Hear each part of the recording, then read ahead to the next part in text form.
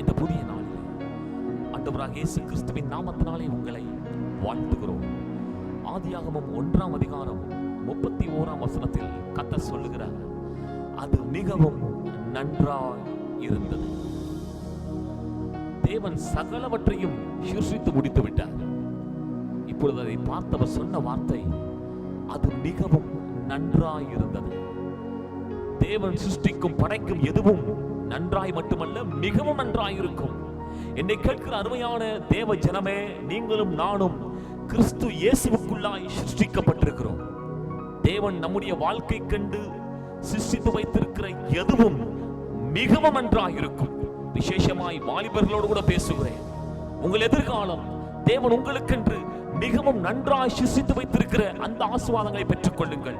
உங்கள் கண் கண்டதிலே திருப்தி அடைந்து விடாதிருங்கள். எங்களை கேட்கிறவர்களே, இந்த நாளிலும் கூட கர்த்தர் உங்களுக்கென்று படைத்திருக்கிற, சிருஷ்டித்து வைத்திருக்கிற, ஆயத்தம் பண்ணி வைத்திருக்கிற அவைகள் மிகவும் நன்றானவைகள்.